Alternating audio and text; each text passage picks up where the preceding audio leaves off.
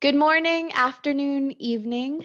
Thank you for joining today's webinar to learn more about novel metrics to support research, programming, and policy in agriculture and nutrition and health, with findings from India, Nepal, and Ghana.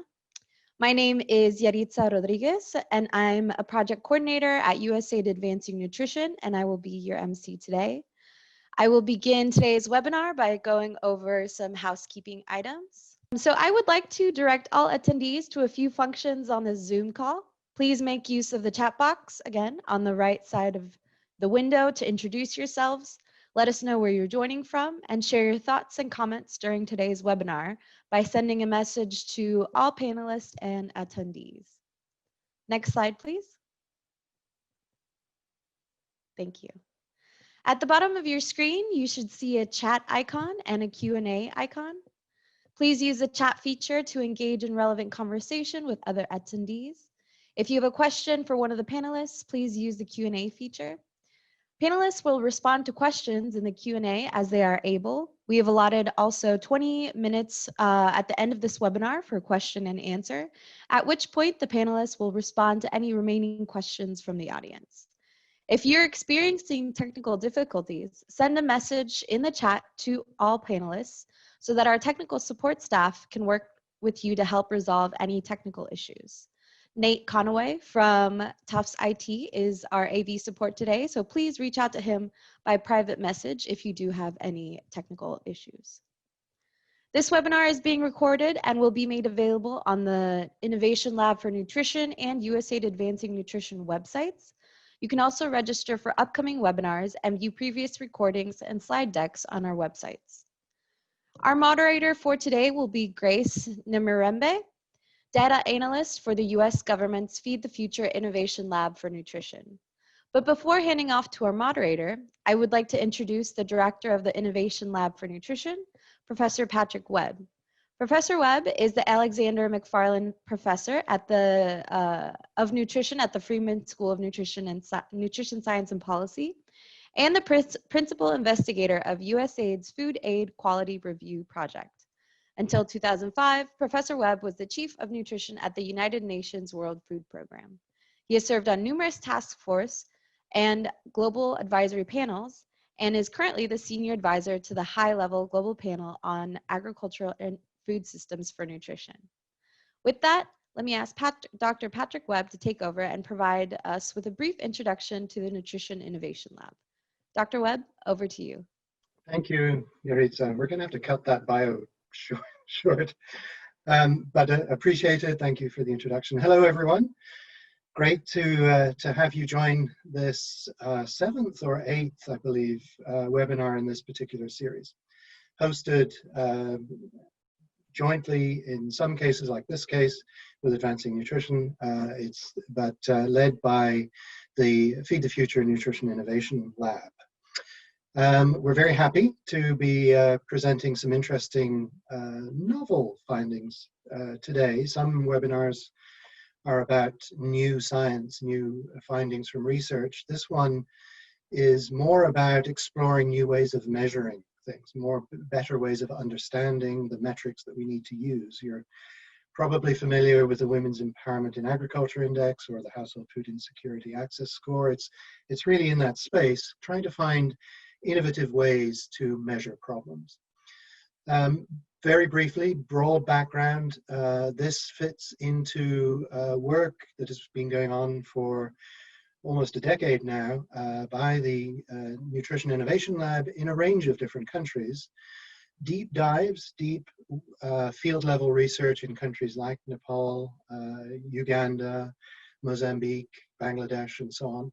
But additional work, some of which you'll hear about today, that has explored windows of opportunity where we could link up with researchers from other countries, other institutions like University of Reading for work in Ghana and India and beyond.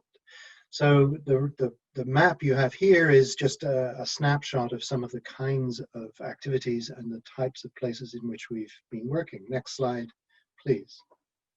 It's a huge global partnership to approach the range of topics that we have been addressing in something as complex as nutrition So we absolutely recognize all the global, national, and local partners without whom we could not have done this work. Every one of them has been a stellar player in the activities of the Nutrition Innovation Lab. Next slide. So, and of course, without, it would be remiss not to acknowledge all the government partners, USAID, but also beyond USAID, including NASA, which is not on this group. Next slide.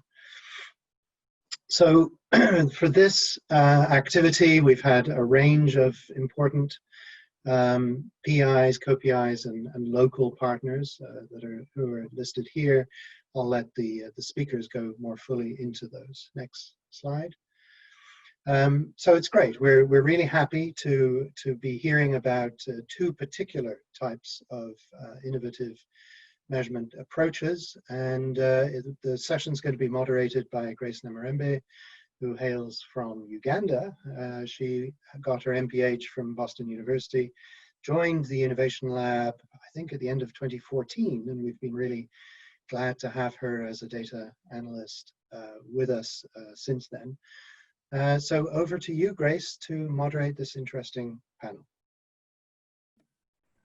Thank you, Patrick. So I'd now like to introduce the panelists. We will start with Dr. Robin Shrestha. Dr. Robin is the principal project manager for the regional project manager for the US government's Feed the Future Innovation Lab for Nutrition. He received his Master's in Science degree in Food Policy and Applied Nutrition at the Friedman School of Nutrition Science and Policy at Tufts University. He has a degree in medicine with 8 years of clinical experience in rural settings of Nepal. He currently oversees and supports Nutrition Innovation Lab's research and capacity building activities in Asia and Africa. Then we'll have Dr. Giacomo Zanello. He's the Associate Professor in Food Economics and Health at the University of Reading in the UK. He is also an Elsevier Fellow. Previously, as Research Fellow at the London School of Hygiene and Tropical Medicine, Dr. Zanello supported the work of the Global Panel on Agriculture and Food Systems for Nutrition in its commitment to tackling global challenges in food and nutrition security. From 2012 to 2015, he was a research officer at Oxford University's Department of International Development. Then we'll have Dr. Lichen Liang, who is the data analyst for US government's Feed the Future Innovation Lab for Nutrition. Dr. Liang provides statistical support for projects in Uganda, Nepal, and Mozambique. His research interests are food systems, linkage between agriculture and nutrition, and food insecurity. He specializes in machine learning and is interested in applying new statistical methods to nutrition problems. So we will start with Robin, and he will be presenting, and Lichen will be available for questions related to their presentation. Robin, over to you. Thank you, Patrick and Grace. Namaste, good morning, afternoon, and evening. It's an honor to be here and represent the Nutrition Innovation Lab. As outlined in the webinar, in the slide here, my presentation for this webinar today is on the use of novel data derived from mobile phones to describe the food security situation in rural Nepal. And following my presentation, our second panelist, Dr. Giacomo Zanello, will be presenting on the use of novel technology to capture data on energy expenditure, dietary intake, and nutrition in rural livelihoods. Next slide, please. So this work is jointly being led by Drs. Patrick Wave, Lichen Liang, and Sibani Ghosh, who are also part of this panel today. The content and results used in this presentation are unpublished, and this work is currently under journal review. Next slide, please. So digital technologies, as we all are aware, have become a part and parcel of modern life. And this is even more so true in the case of mobile phones that continues to expand its global reach in the developed as well as the developing economies. This chart from the 2017 Deloitte's Global Mobile Consumer Trends Report shows the extent of the global reach with high penetration rates around the mid-80s to 90%, both for any mobile phone and smartphone ownerships. And what is interesting and worth noting is the surge in the last 2 decades in the mobile phones and its subscription rates in the developing countries, narrowing the gaps in the mobile phone ownerships, which has presented with enormous opportunity for better linkages of information and communication between the developed and the developing economies.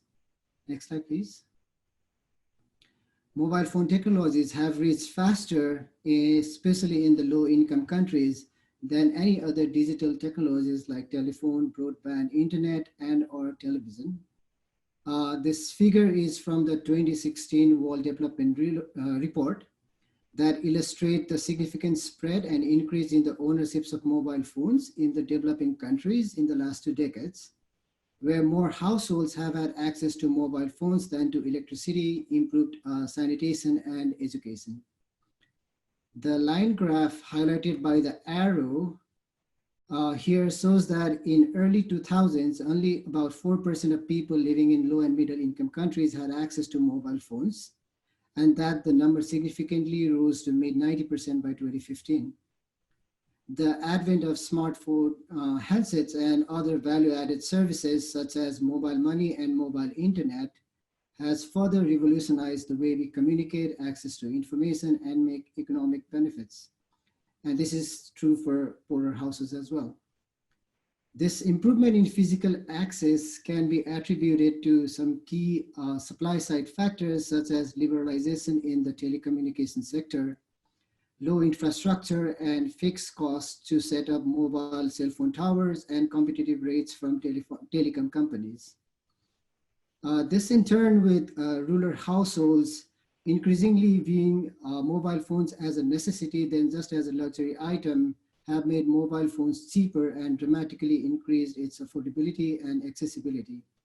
In other words, the digital divide in terms of physical access to mobile phones is being bridged very rapidly.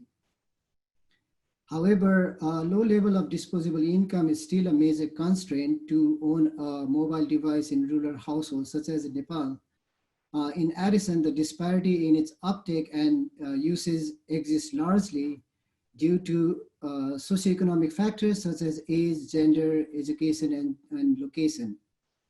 And with the growth of smartphones and mobile internet, and even some other value-added services such as mobile money, other dimensions of digital divides should not be forgotten in terms of digital literacy and usage that still persist and may have increased for some rural population. Next slide, please. To further illustrate the digital transformation in low and middle income countries, I've used this figure as an example from the 2018 Share Cost Initiative Nepal to show the status of digital inclusion and trend of ownerships of digital devices in Nepal, which is highlighted in the diagram, found mobile phones as the highest and most commonly used digital technology in Nepal in all 7 provinces. The data are not shown here, but the 2016 Nepal Demographic Health Survey also reported similar widespread ownerships of mobile phones, both by gender and by location. Next slide, please. So as the physical access of mobile phone use become more widespread, data on ownership and usage offer a new source of information relating to household demographics and spending choices. Mobile phones generate an extensive amount of mobile usage data with a level of granularity and precision that might be difficult to achieve using other data sources. And we are already witnessing a growing use of this data by researchers and development professionals who are here today in evaluation and assessment purposes for wealth and poverty mapping, for real-time monitoring and feedback for targeted disaster reliefs, and for future prediction and tracking of disease outbreaks. Next slide, please. Before diving into how mobile phone data can help capture food insecurity, I'd like to highlight some of the existing key challenges in measurement of food insecurity. First, the conceptualizations of food security are evolving, and so has the metrics to measure it. Depending on what components of food security you intend to measure, each of the metrics can differ, and each have their own strengths and limitations. This can be a blessing, but also a challenge when trying to choose an appropriate measurement. Second, measuring food security is complex. The assessment of food security or insecurity are mostly experience-based. And so these measures rely on sociocultural and personal values of insecurity. This may not necessarily resemble with objective measures of insecurity itself. On the other hand, one individual's perception of food insecurity may not necessarily represent the experience of all household members. And the data quality due to response and sometimes recall biases pose a challenge to the overall quality of data collected. And finally, operationalizing the assessments require large-scale reads and good quality data, which can be expensive and time-consuming. The data can be difficult in areas where access is limited or restricted. And most of the times the data are cross-sectional and may lack temporal frequency to capture the true food insecurity status. Next slide, please. Given these challenges, data from mobile phones offer a relatively new source of information to monitor food security for a quick response in high-risk population. Mobile data can aid in real-time monitoring of food security and can be linked at the country, communities, and even at the household level. The use of anonymized call data records from mobile service companies may be cheaper in comparison to the traditional methods of data collection. And having these proxy indicators can complement the currently available surveys and face-to-face household interviews. It is also worth highlighting that some amount of this work using mobile phone technology has been taking place. And I just want to cite one example of the mobile vulnerability analysis and mapping project by WFP that performs continuous food security monitoring using mobile voice call data collection. Next slide, please. So there are few hypothetical pathways by which mobile phone use may be a viable proxy indicator for household or community food security mapping. And I would just like to highlight three of those pathways. First, there is a literature that documents improved incomes and social cohesion and social networks associated with improved adoption of mobile phones and improved access to information and services. Second, growing use of mobile phones across even in the remote rural areas help increase market engagement for smallholders in those areas. And third, food insecurity is associated not only with low income and lack of food availability, but are also driven by physical, social, and information isolation. So the presence or absence of mobile phones reflects the level of potential interactions the users can have or may have with the wider world. And this makes mobile phone a strong proxy indicator of security in relation to food and nutrition. This is further supported by some of the evidence that has been generated previously that have successfully used mobile phones to predict socioeconomic status at the national level, as shown by Blumenstick et al. In Rwanda, where they mapped individuals' mobile phone metadata to individual phone subscribers' wealth. Similarly, Gutierrez et al. In their study from Cote d'Ivoire used mobile phone call data records and airtime purchases as proxies for household wealth. And De Cooper et al. Linked mobile phone data to conditions of food security at a household level as a proxy indicator for poverty and food consumption. They did this by aggregating mobile phone activity at a scale of 10,000 to 50,000 inhabitants. And they found high correlations between mobile phone data derived indicators and food security variables, such as expenditure on food or vegetable consumption. So the potential exists for mobile phone data to contribute to food insecurity indicators, but there remains a need to test and validate approaches and demonstrate feasibility in real world settings. Next slide, please. And as a response to that need, our analysis seeks to assess the potential of using mobile phone data, especially on ownerships and expenditures, to build a proxy indicator of community level food insecurity. one thing I would like to clarify is that our objective is not to explain the food security through this analysis or the direction of the causality for that matter, but rather to identify good proxy indicators that can help us measure the distribution and severity of food insecurity.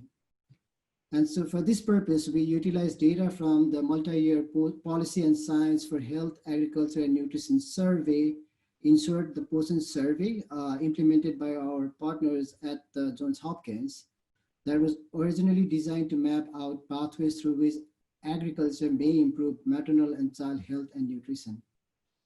This annual survey were converted over the period of 4 years, between 2013 to 2016, in the 21 districts across the 3 agroecological regions, the mountains, hills, and the Tarai. The study used a systematic random sampling to select 21 village development committees, known as VDCs, in which 3 wards from each VDCs were visited. Therefore, a total of 63 wards were visited at each time points. And all eligible households with children under the age of 60 months were included in the study. The aggregated data set used for this analysis has 215 ward level observations that incorporates about 100 households per ward. The massive earthquake in 2015 curtailed the data collection from all 63 wards, and therefore we only had a truncated sample of 27 wards for the panel 3. And so we used an unbalanced panel where 27 wards were followed up in all 4 panels, 35 wards followed in the 3 panels, and 1 ward was followed up across 2 panels. Due to the nature of the survey sampling design, repeated measures of ward level food insecurity measures were nested within individual wards, which were then nested within the VDCs. Next slide, please. Since the purpose here is to estimate community level food insecurity, we use the wards as the community, as it was large enough to derive community level indicators, but small enough to have sufficient samples for the analysis. Using 2 household level mobile phone variables, 2 community level mobile phone variables were constructed. The first one is the average number of mobile phones owned by the households within the community. And second, the average monthly mobile phone expenditure in the form of top-ups and airtime purchases of all households in that community. For the food security variables, the POSIN survey used the Validated Household Food Insecurity Access Scale, also known as HFIAS, that measures households' reported behaviors and perception of food insecurity through a set of 9 questions. And by using the HFIAS at household level, we aggregated 2 community level indicators to measure community food insecurity. The first one is the HFIAS aggregated at the community level. And the second one is the prevalence of household food insecurity within the community. As for the analytical strategy, we first calculated the first differences between the survey rounds to document periodic changes in average phone ownership and expenditure, alongside with the fluctuations in the food insecurity, to be able to capture the empirical relationship between mobile phone indicators and food insecurity. We also built a predictive model using multi-label modeling to estimate community food insecurity using phone variables. We performed repeated cross-validation at the VDC level to further characterize the model and its performance in real-world settings, and simulate the model in wards of the VDCs not included in the sample data. And finally, we ran cross-validation stratified by survey rounds, where data from panel 1 to 3 were reserved for training and tested the model using panel 4 data. This was done to simulate a case where we wanted to know the current food insecurity status of a community, but assuming not having food security measures what we did was we wanted to simulate a case where we wanted to know the current food insecurity status of the community, but only had food insecurity measures from the past few years. Next slide, please. So as for the results, the plot presented here shows the annual trends in the 2 mobile phone ownerships and expenditure variable and food security variables. In the x-axis we have the panel years, and in the y-axis we have the average scores. So the top two plots show the annual trends of the two food insecurity variables across 4 panels, while the bottom two shows the trends for the mobile phone variables across the panel. The two food security variables improved significantly over the survey years, and similarly the mobile phone ownerships increased over the survey years as well, and the differences in the mean values were statistically significant at 0.01% level. Monthly average of mobile phone expenditure increased as well, but did not show any significant variation. Next slide, please. We then looked at the correlations between each of the variables and found that the correlation between two measures of food insecurity were very strong, with correlation coefficient of 0.90 and statistically significant at 0.01% level. Two mobile phone variables were also highly correlated with correlation coefficient of 0.6x, while strong correlations were observed between mobile phone ownerships and food insecurity variables. Modest correlations were observed between expenditure on mobile phones and food insecurity variables, as shown here by the coefficients of 0.34. Next slide, please. We also looked at the community level food insecurity and mobile phone variables by the community's socioeconomic status and found a statistically significant differences in the mean values, which means that, as expected, wealthier wards tend to have lower prevalence of food insecurity, own more mobile phones, and spend more on mobile usage in the form of top-ups and airtime purchases. Next slide, please. We then used the first differences between the survey rounds to capture the empirical relationship between mobile phone variables and food insecurity. The two scatter plots on your left illustrate the relationship between period-on-period mobile phone ownership versus period-on-period food insecurity, while the plots on the right illustrate period-on-period monthly average expenditure versus period-on-period food insecurity. In all of these plots, we found negative correlations in all, which means that the community level mobile phone ownership decreases in periods where food insecurity increases, which provides an empirical support for the potential ability of mobile phone variables to estimate or monitor food insecurity. Next slide, please. We also ran multi-level linear regression models for the two community food insecurity variables with the mobile phone variable, socioeconomic status, and agroecology as predictors, controlling for multi-level clustering with survey year as a fixed effect. We opted multi-level modeling for prediction purposes and not to infer any causality between mobile phone use and food security, because the endogeneity issue may these estimates biased and inconsistent, which invalidates any inferences. We used cross-validation to formally demonstrate the benefits of multi-level modeling to figure out whether the predictive power we observe in the model is also to be expected on unseen data and if the trained model is generalizable. So the baseline model here in the x-axis includes agroecological regions and survey year. Baseline plus SES model includes socioeconomic status, and baseline plus mobile model includes the two mobile phone variables, while the full model includes baseline, socioeconomic status, and mobile phone variables. The model performance was evaluated using the mean absolute percentage error in the y-axis, which is the average of absolute differences between the estimated HFIAS and percentage of food insecurity and the observed HFIAS and prevalence of food insecurity. And we also looked at the standard deviation of the absolute error. The smaller these errors, the better is the model.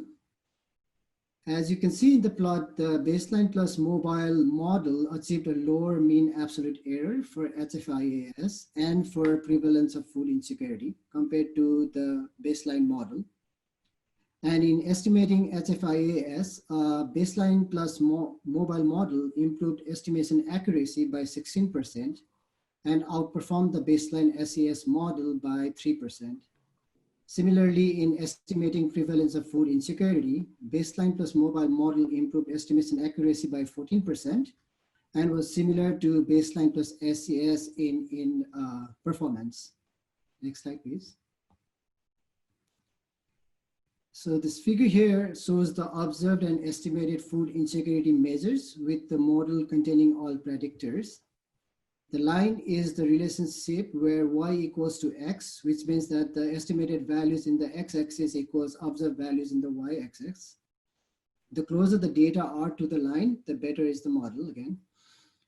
The average differences between the estimated HFIAS and the observed value was 1.013, and these estimated values explain about 52% of variance of the observed HFIAS values. The average difference between the estimated prevalence of food insecurity and the observed prevalence was 0.13, and these estimates explain 46% of the variance of the observed values. Next slide, please. To further test the performance of the models in different settings, we performed a cross-validation stratified by survey rounds to simulate the case where we want to know the current food insecurity status of the community, but have insecurity measures from the past few years only. We assumed that the food security status in panel 4 in 2016 was not available, and we wanted to estimate that. In addition to comparing different model specifications, we also compared a model with a simple method of transfer, excuse me, where we used previous year's food insecurity to represent the current food security status in 2016. Compared to the transfer method model, we found models using mobile phone variables to perform much better, where the mean absolute error was 0.98 and outperformed the transfer method model by 18%. For prevalence of food insecurity, the mean absolute error was 0.168, while this was not as big as the difference compared to that of the HFIAS. The model outperformed the transfer method by 5.6%. Next slide, please. So as the key takeaways and future considerations, we've shown that using rigorous validation approaches in different settings, there is enough empirical evidence for the potential ability of mobile phone-derived variables to estimate food insecurity. The panel data allowed us to use the first differences between the survey rounds to capture the empirical relationship between mobile phone ownership and expenditure and food insecurity. We also found that using mobile phone variables greatly improved the estimation of food insecurity and can be used to better estimate community food insecurity than the socioeconomic status indicator in many cases. And as for the limitations, aside from the truncated data that reduced the size of the data in 2015, and the use of recall data for this analysis that may be confounded by social desirability bias of the household and the respondent, we were unfortunately not able to access anonymized call data records that would have helped us capture additionally the phone activity and probably would have allowed us for real-time monitoring and also assess the short-term, seasonal, or acute food insecurity status. Additionally, we were also not able to capture data on the SIM penetration rates from the mobile subscribers, which could have also allowed us to improve the models and explore real-time monitoring of food security. Given there is availability of these call data records, further research using aggregated time series mobile call data records at a spatial aggregation will help provide better estimates of community level food insecurity and real-time monitoring of food insecurity. With that, I would like to thank you all for listening and hand it over to my colleague, Giacomo. Yes, thank you very much, Robin and Grace and Yaritza for coordinating the whole and hosting the whole this initiative. So what I'm going to present in the next 25 minutes or so is a little bit some work, some foundation that we did in trying to understand how can we use some new technologies to capture energy expenditure and what we would learn from this kind of data. So how everything started. So the idea started a few years ago when we look around parks and gym in Europe, in the US, and we saw that everyone was wearing those fitness bracelets, like a Fitbit or Apple Watch. Those are accelerometers, so they capture the movement and they're able to give you the energy expenditure at the end of the day. So we thought, well, what can we learn using these technologies in a very different environment? An environment like rural areas, where physical activities on the field can be very demanding. So after thinking about this, we were able to run a pilot and then a large project that really tried to understand the potential, but also the limitation of these technologies. This would not be able. This was not would have been possible without a lot of partners that really help us to develop our research, but also to implement our research on the field. The fundings from IMANA really provide a huge boost to the research. And also I want to acknowledge our partners on the field, the University of Development Studies in Ghana, the National Institute for Rural Development in India, and VARG in Nepal, that really help us to implement the project on the field. And then University of Reading and Tufts University as well. In addition, I don't want to forget all the numerators, really the people that actually run all the data collection. And as we will see, the data collection can be quite demanding with this methodology. So we want to acknowledge all the numerators in Ghana, India, and Nepal, that really without them we would not be able to do the research as much as with the participants. So why then is it important to capture physical activity in rural areas or low and middle income countries? The first consideration is that if you look at literature, we see that a lot or most of the studies really focus on food intakes or changes in diet. But the changes in physical activities is not very much studied so far. There are different reasons why that is the case. One of them is that so far capturing physical activity on the field was something quite very expensive and something that was possible to do it only in a sort of a lab environment. Instead, with new technologies, we are able to get a much better understanding of the physical activity component. The second point that we think that this is very relevant is that we often talk about agricultural intervention that introduces some sort of an innovation, and we are not capturing at the moment what is the contribution of those innovations in terms of physical activities. For example, new technologies might provide higher yields, but also higher physical activity level to grow that kind of a crop. Other infrastructure or mechanization intervention might have an effect on the energy expenditure component of the people that are affected. So not taking into account energy expenditure, we feel that it's a gap that it's worth exploring and shed some light on it. And more specifically, when we talk in terms of agriculture nutrition linkages, again, the physical activity level should go in pair with the energy intake, so the food intake component. So we think that that is a gap that with this new methodology we are able to fill. So why that is matter then? Why what we are doing is matters? What I was mentioning in the previous slide, the idea that if we don't focus just on the energy in component, so the food intake component, but also with the energy out component, so the physical activity, then we have a much granular understanding on not just what people eat, but also how people spend their energy in a way that we can provide we can assess the level of food intake that is optimal for that specific livelihood. We also have, in that respect, a partial understanding of how much calories individuals need every day. So we have some sort of a norm, the 2,000, 2,500 calories, for example. But then that is a mean, and we saw very much how in rural areas of low and middle income countries, actually livelihoods are very diverse. Some people tend to have a much more demanding livelihood lifestyle than others. But also in terms of rural transformation, we might think that in the future, rural people might spend less energy than what they are doing now.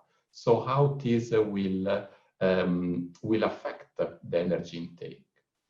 And more in the general term, we think that the energy user component will provide a much better understanding of the current impact of introduction of different innovation. This can be very much disaggregated on many different levels. It could be gender, it could be different kind of household, but also it could be in terms of how people behave and their choices that they make. So in this presentation, I will start looking at introducing the methodology and the study design. Then the following three parts will be 3 case studies. So the project was mainly designed to develop a methodology that could implement accelerometer in rural livelihood. But we also wanted to provide three sort of a case studies in which we can show how this data can be used.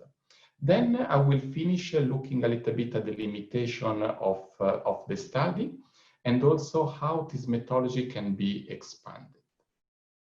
So in terms of methodology, we use what we call accelerometer. Accelerometer are small, very, very small sensors that capture movement. So if you have a mobile phone that was built in the past 10 years or so, inside there is an accelerometer. Inside all the fitness trackers like a Fitbit or Apple Watch or many other kind of devices, there is an accelerometer. And that accelerometer captures the movement. So once we know the movement in terms of direction and intensity, we can capture the energy that is required. Something that is important to highlight is that the devices do not capture effort. They just capture movement. So just to give you an example, if you walk or you walk with a maxi bag of mace on top of your head, the kind of measurement that we get from the accelerometer is the same. So this is a limitation that we need to keep in mind when we discuss our results. In terms of devices, we use the actigraphs. If you see from the photos on the right, 3 of our participants from India, Ghana, and Nepal, you see that they sit on the waist area, usually on the left or right-hand side, depending what is the dominant side of the body. And you will see that they are quite small. And we use those devices versus some more commercial devices because those are medical research graded devices. What it means? It means that the accuracy is greater than what we could get with a more commercial device. But more importantly, we have access to the raw data. So we are able to analyze the data and compute the energy expenditure without relying on proprietary algorithm from other companies. So there are very small devices. They are suitable to be used throughout the day, and the battery is around 30 days. Being medical devices and research-graded devices, there is not really any screen, any on-off switch. So there is little temptation for potential participants to make other uses of that. And importantly, those devices have been used and validated in many different contexts. So we can rely on their scientific robustness. So what we have done? So in the next slide, we can see the 3 different streams of data that we have combined in the methodology that we have developed. So the accelerometer is capturing the energy expenditure. In addition to the energy expenditure, we were administering daily surveys to our participants that would capture food intake, so what people were eating every day, and how people there were spending their time. So a time, what we call a time use questionnaire. So having those 3 streams of data allow us to triangulate, allow us to cross-check and cross-reference the data stream from one and the data from one stream and another in a way that can really provide a different dimension into the rural livelihood of the people. In terms of geographical focus, we look at 3 different countries, in Ghana, India, and Nepal. And we select our participant in a very specific way. In the next slide, we can see how we selected 40 individuals, so 20 households, and in each household we select the head and the spouse to be part of our study. And they were invited to use accelerometry data for 7 full days for 4 weeks across the agricultural season. So we selected 20 households in each country. In each household, both the male and the female took part of the study, and they worn the accelerometer for 1 week, full week, 4 times throughout an agricultural season. That allow us to capture different physical activities, different activities throughout the agricultural season. So activities during the land preparation, activities during the seeding and sowing, activities during the land maintenance, and finally during harvest. During the 7 days, every day an enumerator was visiting the individual, and he was administering a food intake questionnaire and a time use questionnaire. In total, even if you see that we have a small number of individuals, because there are only 40 for each country, we ended up with more than 1,000 days of data, which we analyze at our level. So we ended up with more than 26,000 hours. The data is publicly available, so everyone can have access to the data, and everyone is free to work with the data set.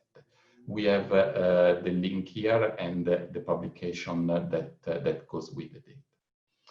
So I would like then start with the first case study, and we start with livelihood descriptions. So let's see how this data can provide some very simple descriptive, but also quite insightful descriptive. We focus on Ghana for this specific case study. So the first graph that I wanted to show you is simple, the total energy expenditure by gender. So in here we have on the x-axis, we have the calories per day. The blue line are males, the red lines are females. And when we look at the graph, we can see how the distribution looks like. So we see that the males, they have the right tail is more on the males, whether the females have the left tail. And this is simple kilocalories, total energy expenditure in a day. However, the requirement for males and females can be quite different. The requirement that in terms of energy that you require to keep, let's say, your body alive. So let's assume if you, what is the energy that you require just to keep your body alive is what we call a basal metabolic rate, can be fairly different between male and females because it depends on the weight, age, and the height. So in the next slide, what we did, we look at what we call physical activity level, which takes into account this basal metabolic rate and is a better way to possibly compare activities for male and females. And the graph, what we get from the graph, we see a very different picture than what we have seen earlier. We see that actually female, in this case of Ghana, have a higher physical activity level. We can disaggregate this data, for example, by season, and that is what we have shown here. So we can start looking at how male and female actually have different physical activity patterns throughout the agricultural season. We can look at day level as well, and this is in the following slide. When for each hour of the day, we look at the physical activity level in terms of throughout the day. So we see that females have a higher physical activity level throughout the day, and we see a fairly large peak of differences in the late afternoon, when often females tend to have cooking domestic activities, whether males tends possibly to not having such a demanding activities. So far, what we have seen is just focusing on the energy expenditure, but then we can start introducing some of the other stream of data that we have. And this is what we have done in this graph.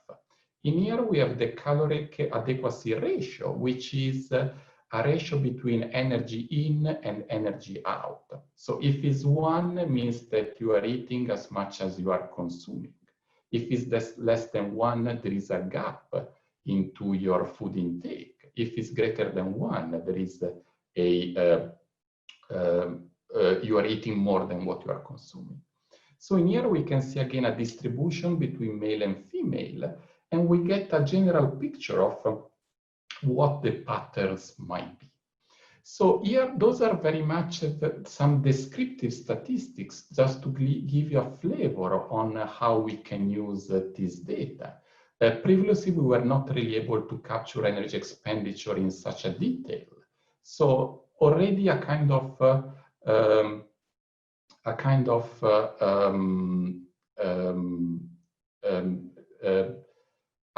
general flavor of what we are doing.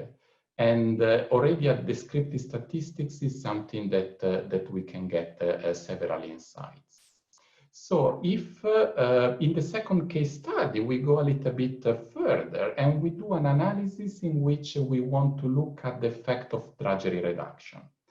So in the coming couple of case studies, I'm not looking at the technicalities of what we do. There are the references to the paper if you are interested, or you are free to contact me. But the aim is very much to provide you a snapshot of the kind of analysis that we can do with this data. The research question that we wanted to ask in this paper is, what are the implications if we substitute 1 hour of light activity for 1 hour of moderate and vigorous activities? So we simulate if our participants were to shift their pattern of physical activity towards a greater light activities. So a reduction in the drudgery that they do on the field. And we look at India, and we look again at gender differences, but also at how different the impact would be different for different kind of household. So in here, I reported the data in the coming table. I reported the data from different kind of household. we split our sample between irrigated and not irrigated household that are in the top wealth index, household that are in the lower wealth index, small landowners, large landowners, small dependency ratio, and large dependency ratio. So this is a classification of the household. And then we have how the energy requirement would change for males and females. And from here, what I wanted to highlight, I'm not going into the details of what the results, but what I wanted to show is that how the simple question of how the pattern would change in terms of physical activities, we get very different results, not just between males and females, but also between different household characteristics. So this is something to keep in mind when we think in terms of program intervention. The fact that we are going to do in terms of drudgery reduction, it will be different for different households, but will be different also for males and females. In the final case study, we focus more on the patterns of allocation of time and allocation of energy expenditure in the rural livelihood work. So in this paper, what we do, we very much exploit the rich data that we have on time use and energy expenditure. And we wanted to look at differences across males and females, but also across different seasons. And we want to look at the different trade-offs that people needs to experience. In this case, I will show you the data from Nepal. So it's the case study for Nepal. Again, I'm not going into details for the methodology, but I just wanted to show you the kind of insight that this sort of a data can provide. There is the link to the paper, so you will find all the details and the technicalities in there. So in here we have, in the following slide, we have three different graphs. The first one is about productive work, second one reproductive work, and finally leisure time. For each of those graphs, we divided the plot between men and women. And for each of those, we have in blue energy ratios. So what is the proportion that you spend in terms of energy in productive work? And in red, the proportion of time that you spend. And then we divide that by different seasons. And you see the season in the x-axis, 1, 2, 3, and 4. So the idea is that then we see the result from the productive work. First, we can see how the blue dots are all above the red dots. What it means? It means that the productive works tends to be energy demanding activities. So people are spending more energy than time proportionally in productive work. But also we see a little bit of difference between the patterns between males and females. But more importantly, we see how during the different seasons, there is a distinct pattern. So the allocation of time and allocation of energy that men and women do in Nepal for productive work significantly changes for throughout the agricultural season. In the following two graphs, what we see the reproductive work, as we expect, is quite it's lower in terms of time and energy. And we see that the red and the blue dots, they are overlapping, meaning it's not either time demanding or energy demanding. Instead, for leisure activity, we see how distinctively the red dots tends to be on the higher than the blue dots, meaning that the leisure activities tend to be relatively more time than energy demanding. And this is interesting because we can also see the kind of trade-offs that people need to do when they allocate their time and their energy throughout the day. In this case, we see we have some signal on how women needs to trade off some of their leisure time because they need to look after reproductive work. Again, this is very much a snapshot, but I wanted to provide you a kind of a snapshot of the richness of the insight that we can get with this data. So I would like to conclude with looking a little bit at what we learn out of this process. First of all, we have a manual for practitioners on how to use accelerometer in low and middle income countries, in which we try to summarize our experience. If other practitioners are interested, or policymakers are interested to apply this methodology. One of the important things that we learn is the amount of trainings that it goes into the project. Devices are not rocket science, but it require a clear and strict protocol on how to use them, from deploy them to the field to downloading the data. So in terms of training is something that we had to really work quite hard on that. And of course, on cost implication. Even if you use the same devices throughout agricultural season, that is what we did, devices are not cheap, and that allows often to work with possibly just small samples.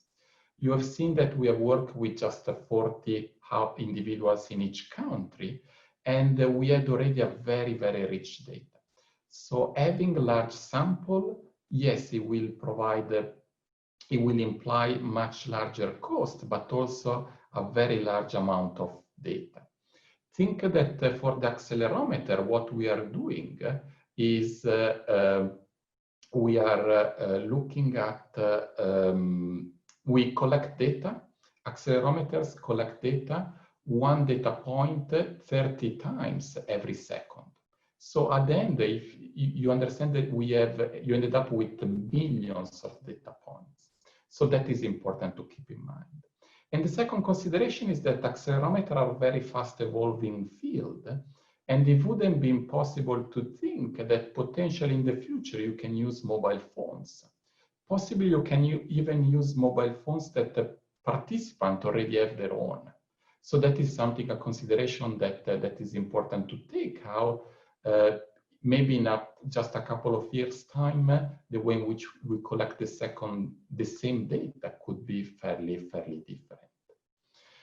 In terms of future expansion, as I mentioned, this is the aim of the project was very much to develop this methodology and to show some case studies, to showcase what the data can be. But also, if you have a much more target situation, then the insight that you can gain can be much more targeted as well. For example, you might want to provide to focus on a specific group or specific individuals. For example, you might want to do a study on adolescents, a study on elderly, or specific individuals. Think about the public worker. You are interested in the productivity of public worker. Those technologies can be used in program evaluation. So think you want to introduce a new agricultural technology, you want to do some sort of a communication campaign. And the data from the accelerometer can really integrate the data that you would already collect for a dimension as physical activity that you are not able to collect in other way. While we are focused on the rural side of livelihood, there is definitely a scope to look at urban areas as well, with the rural transformation as well, and the kind of level of sedentarization that we can find in urban areas of low and middle income countries as well. You can focus more on productivity, looking, for example, at the hill effect of productivity. Think about possibly you might want to think what is the effect of malaria on agricultural productivity. A way to do that is possibly try to capture the movements, and that is a very good proxy for that.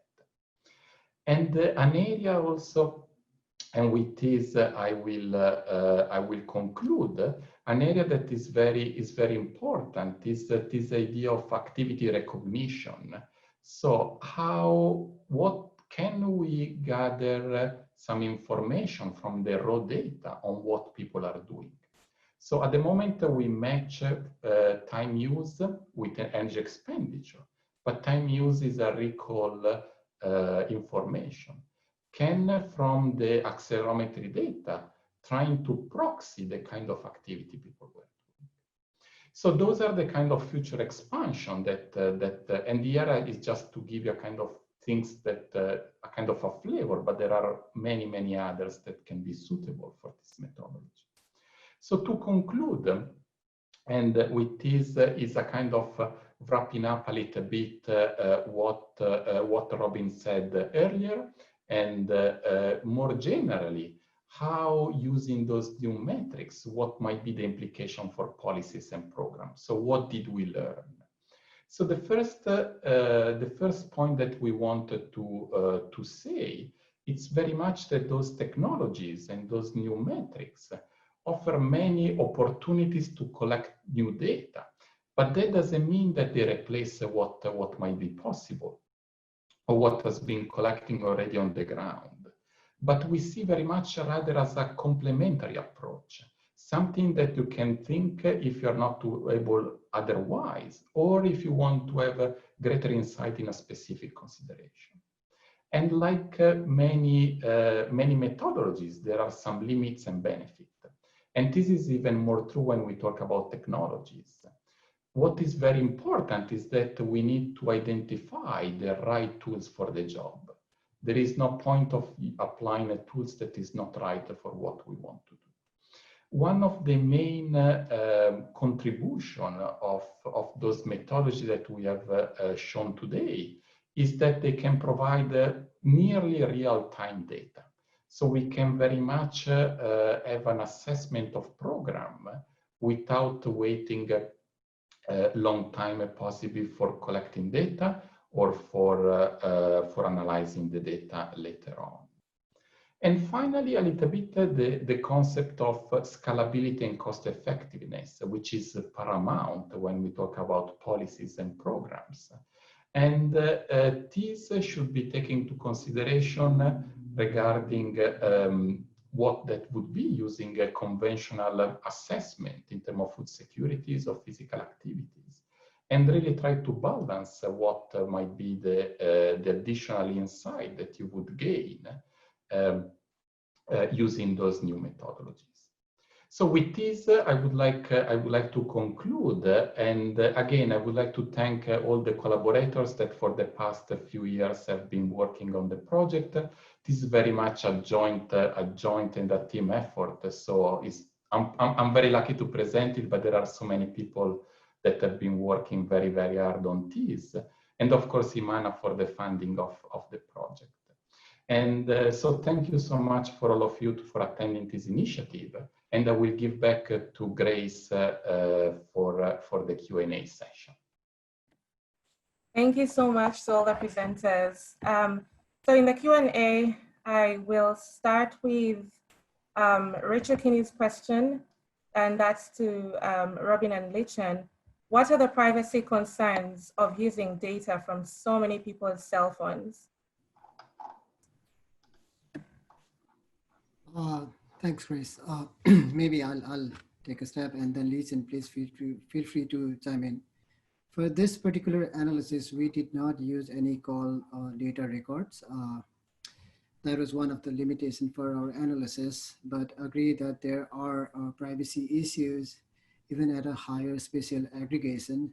And one other reason why we wanted to do it at the community or at the word label, why we focused on the word label was because of the privacy at the household level, if provided we have access to the call data records. But yes, that privacy issue is a concern.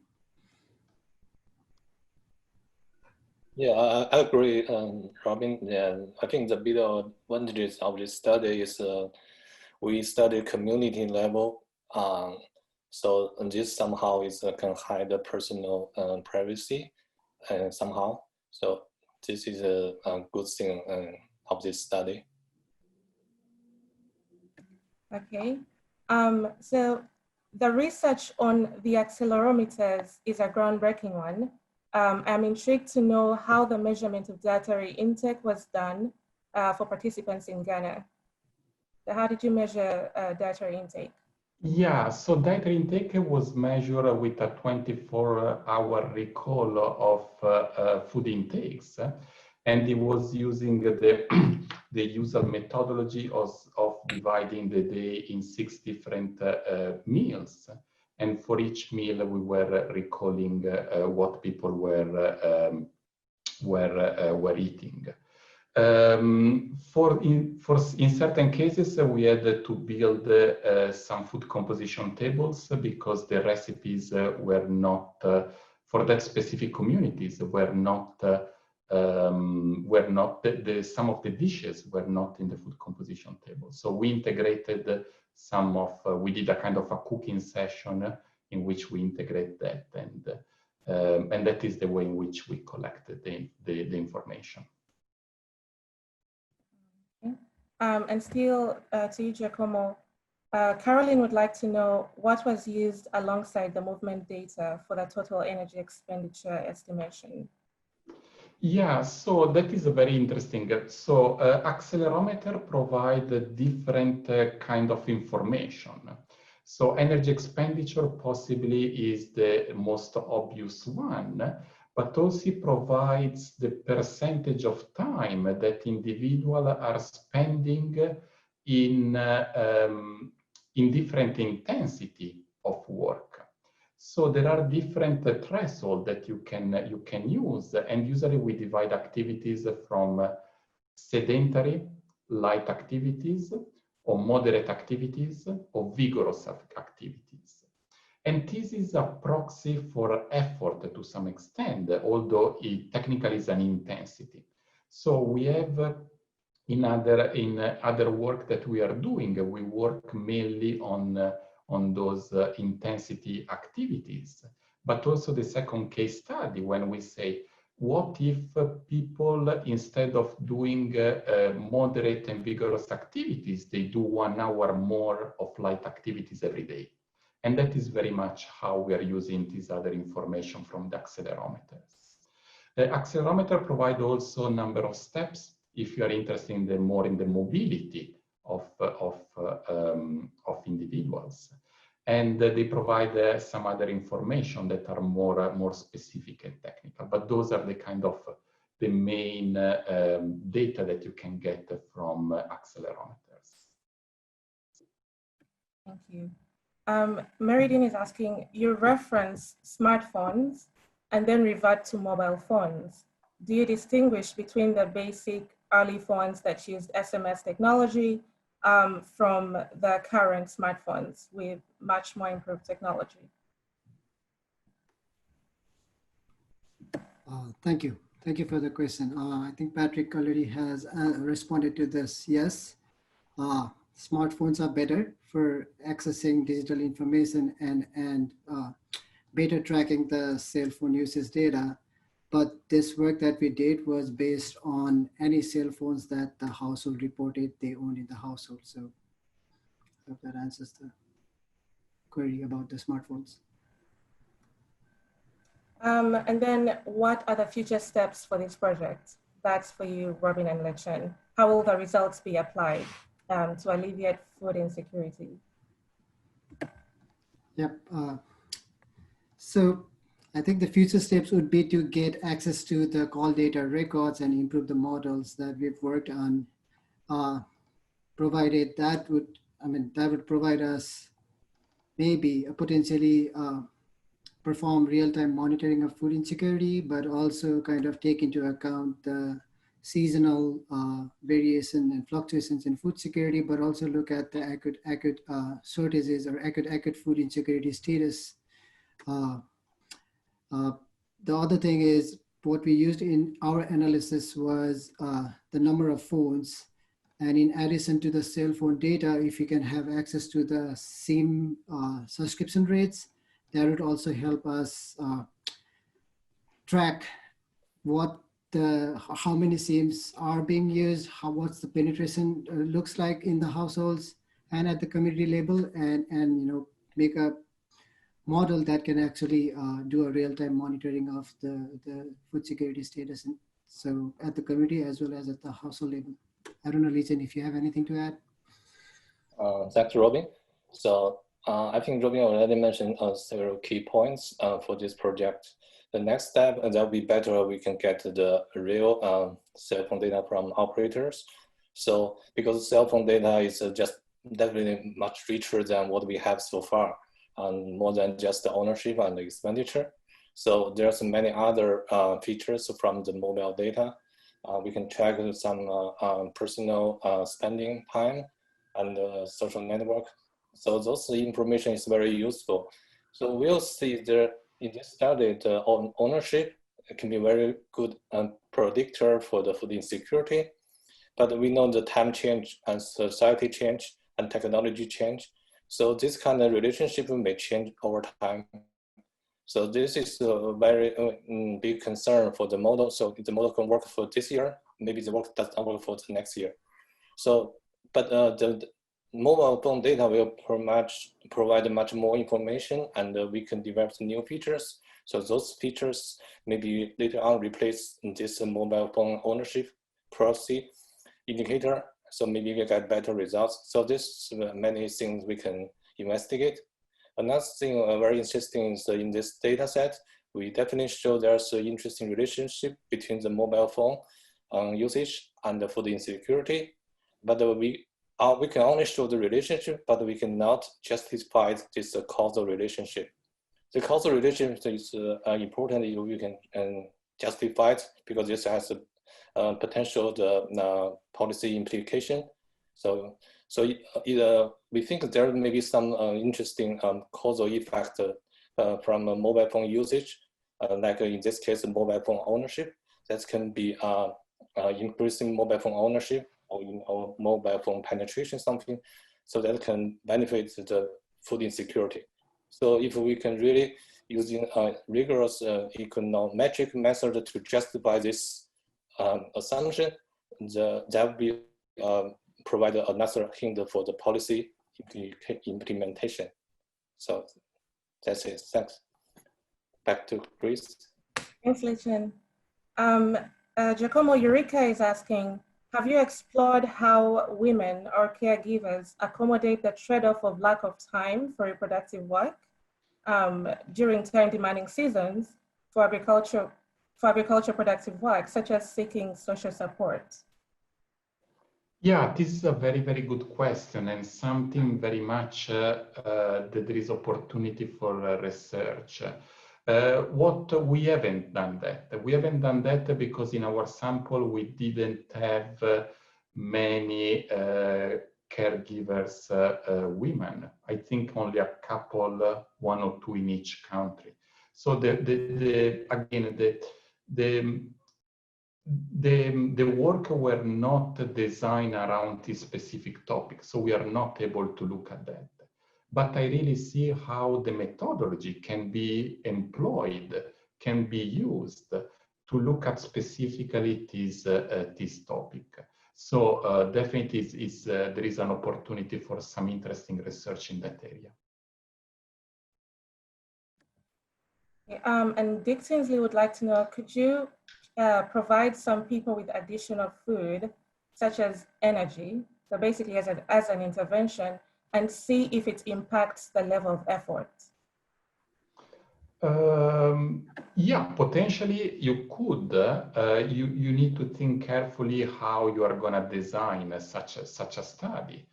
There is always the kind of consideration that there is an implicit, what we call endogeneity between food intake and food expenditure. What it means? It means that people might have a larger physical activity if they eat more and the way around. So it's we need really to think carefully how you to find a way to disentangle the direction of this and the pathways of this causality link. But yeah, that is definitely something that is possible, and something the accelerometer would be able to assess in terms of output, in terms of physical activity levels. Thank you. Needy is asking, some households in rural communities cannot afford cell phones.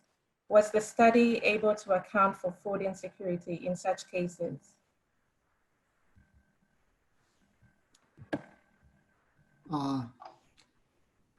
Yes, that is true.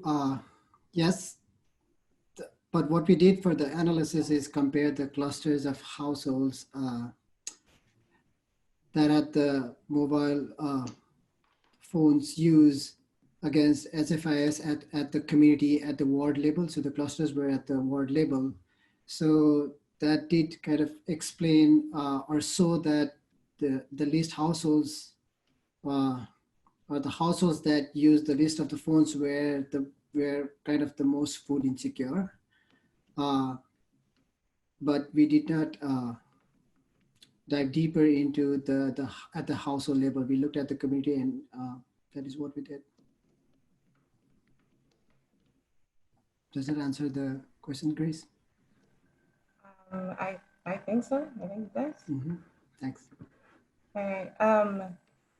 Discuss to Giacomo, can you subtract the basic metabolism from food intake, then get an estimate of how people are capable of working each day? And if that's it. Let me read that again.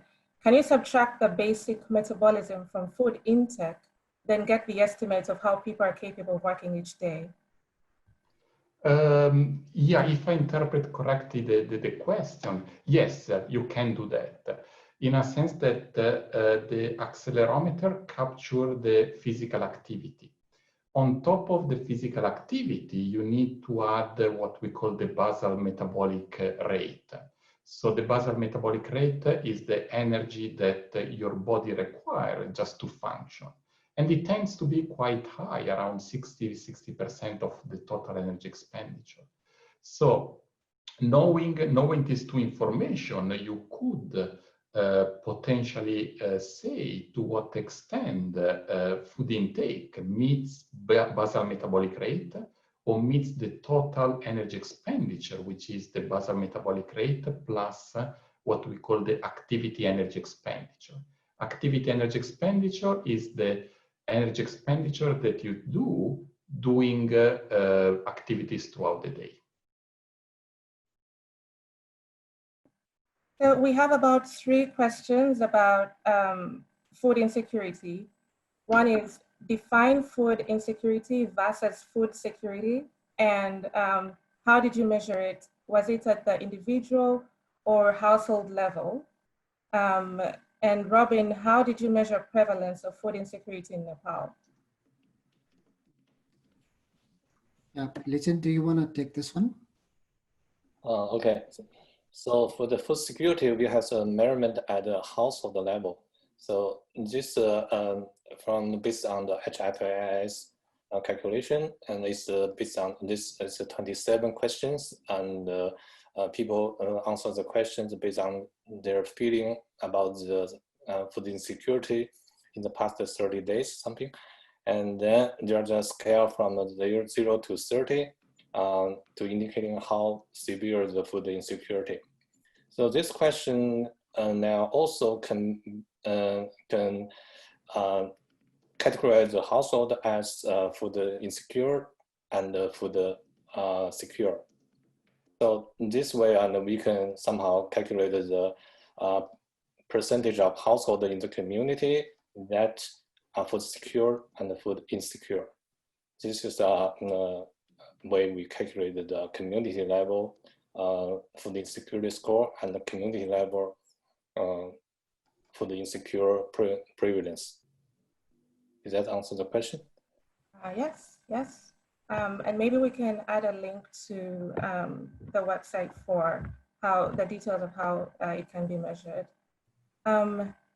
So in the interest of time, I'm going to invite participants, all the presenters, to give concluding remarks. So we'll start with Giacomo. Yeah. So I think what we wanted to present today is how a new methodology can shed light into an aspect of rural livelihood that has not been looked at much. This is possible with these new technologies, and I hope that with this presentation we have provided not just the intuition around the methodology, but also an insight on which kind of information you can get and how you can use this new stream of data, mainly in combination with other stream of data, such as time use and food intake. And also, it is always important also to highlight the limitation of what this methodology can provide, and this idea that we see that as not as a substitute of data that can be collected, but very much as a complementary and additional information. But we believe that in a certain setting, it can really improve our understanding of specific dynamic of the rural livelihood to a much greater degree and more granular degree as well. Yeah, I would first thank all the participants for tuning in and for all the engaging questions. I would just echo what Giacomo said, that, yeah, we need to improve these metrics and there are limitations, but we have to look at these limitations as an opportunity to improve the metrics in real life settings and kind of look at how this can support the adaptive management where, data are not available, where there's limited data, or, when there is uncertainty, how can we use this novel metrics and tap into those conditions and situations. And as Giacomo said, we still need to evaluate the cost effectiveness of using these new metrics in the interventions versus assessments. And we also need to explore the applications of novel data in development research and programs, but we also need to be able to, and a lot of the participants did raise this, is maintaining sound data privacy and protecting the privacy of human subjects and confidentiality and minimize those compromises. And thank you again. Okay. So this concludes our webinar today. Thank you everyone for participating. And just as a reminder, there's an upcoming webinar on ecology and prevention of linear growth faltering in Nepal. That will be on September 30th at the same time, 9 a.m. And to register for these events, visit the nutritioninnovationlab.org or advancingnutrition.org. And again, recordings and slides will, for each webinar will be posted on our website. So please visit if you want to review this session. Thank you everyone for coming. Goodbye. Thank you, Grace. Thank you. Thank you, everyone. Thank you.